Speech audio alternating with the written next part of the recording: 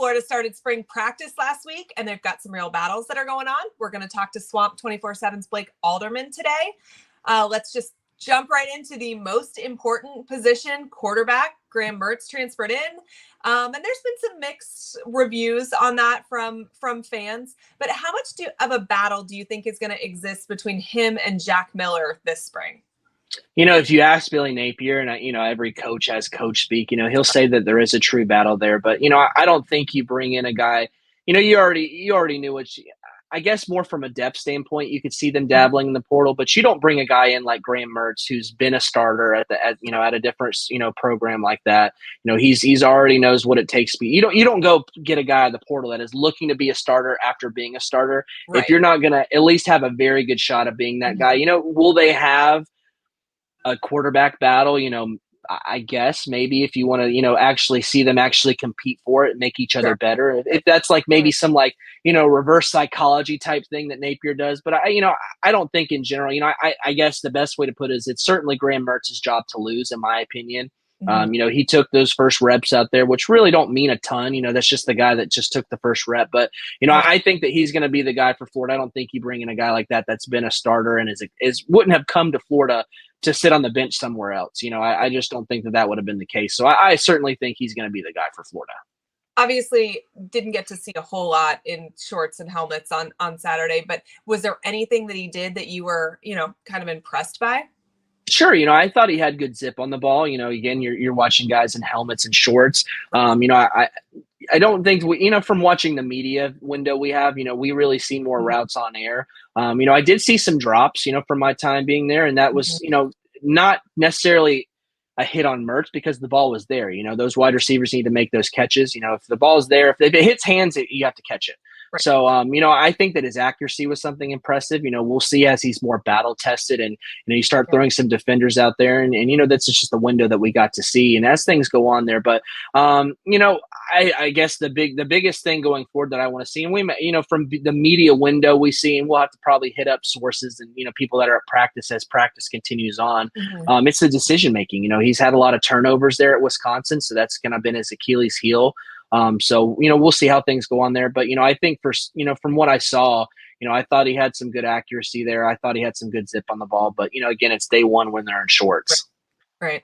All right. Well, let's stick with offense. We know the running back position's totally locked up, but are there any thoughts on some of the young guys at wide receiver that are maybe going to be able to get in there and mix it up a little bit early for UF? I was impressed with Andy Jean. Again, we're getting a small window there, but that's a guy that's already over 200 pounds. I don't know that I would say compared to maybe an Aiden Mizell or a Eugene Wilson that he doesn't have that type of quick speed that they have. He's not necessarily a quick guy, but when Andy Jean gets moving, like he gets there, he's not slow by any means. He's just maybe more fast than quick. But, that size he has, I think, is what's going to be able to, separate him from some of those other guys. Again, these guys are faster, maybe the Mizells and the Eugene Wilsons, but, they don't have that 200-pound size that, if an SEC defensive player comes up and hit him, he's going to be able to withstand those types of hits. So I think that size he has, and just the way he runs routes, he's very technical. And when he runs his routes, I think that's going to be a guy I think he's going to be counted on early. I don't know where he fits into the depth chart going forward, just because he did just have first and second practice there. But, if I had to put my bet on someone there, it'd be Andy Jean, just from that size he's got there to be able to, kind of translate that to when SEC ball rolls around. Do you expect our offensive line to struggle a little bit early because there's going to be so many guys new on that front? I could see it just because they're still trying to get things figured out there, and maybe more so struggling in spring as they, learn new verbiage and learn the scheme and, really kind of dive in there because, again, like you said, there are some new faces in there. But I think that's something that we'll really see the development of Rob Sale and Darnell Stapleton. That was something they would really be able to hang their hat on last year with just the offensive line and, where they ranked as far as, in the SEC last year. They really had a really good offensive line. So now those new faces in there, a lot of guys from the transfer portal, you can really, if you want to hang your hat this year on that development, this is the year to do it, getting those new guys in there. If you can continue to have that high level of play on the offensive line for Florida, that's a testament to them. I could see some struggles there in the spring. That's just growing pains of, new guys getting moved around different positions. And that's just kind of the name of the game in spring ball. You could have a guy that probably isn't going to play position A in the regular season, but you test him there just in the spring just to try to see what, where you can move guys around as you kind of play chess with the offensive line. That's really what the spring ball season is for, is just trying to find your best five and then trying to find the guys after that. And, working out different units and different names and different spots, trying to figure that out. So I could see some struggle there depending on who they have trying out at certain positions at certain times. But, those new faces, there's going to be some growing pains there as they continue to work things out. But, I think in general, I thought, there's no replacing an Osiris Torrance, because that was the guy that's, he's first round draft pick type guy. He's never given up a sack in his entire college career.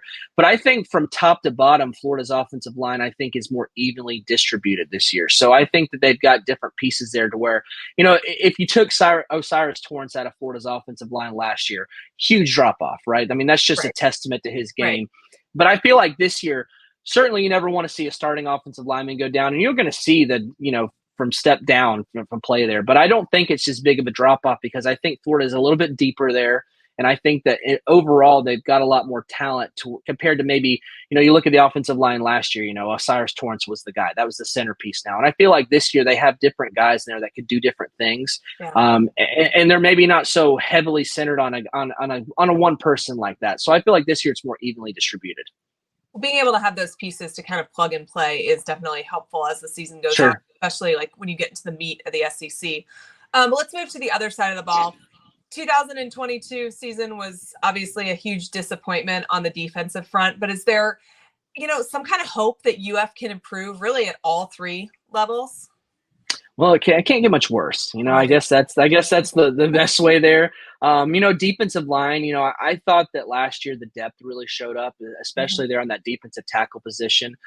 They went out in the transfer portal and got a lot of guys there for that interior part of the defensive line. Obviously that was a big point of focus for them in high school recruiting even, the deep defensive line class they signed there. So, I don't think you're going to see a guy like, maybe Jervon Dexter last year, who I can't remember the exact percentage of snaps he took last year, but it was like an unruly number to where guys like that are just being counted on to play more snaps than they should. You just don't have the depth to rotate guys. And I think Florida's depth on the defensive line is still a bit of a work in progress. And that's not something that's probably going to be solved, this coming season. That's something that you do through recruiting and through the transfer portal. And, that's, again, like I said, a work in progress. But I think that they have more depth there. And again, going through the transfer portal, getting a guy, getting the Memphis transfer, the Louisville transfer they got there on that interior part of the defensive line. I think those guys are going to be some that they really have to count on. And whether they're ready or not, just out of the depth issues they have there, they're going to be thrown to the fire early. So I think linebacker too is an area where, it's interesting there because you lose a Ventrell Miller, you add a Terada Mitchell there from Ohio State, the transfer.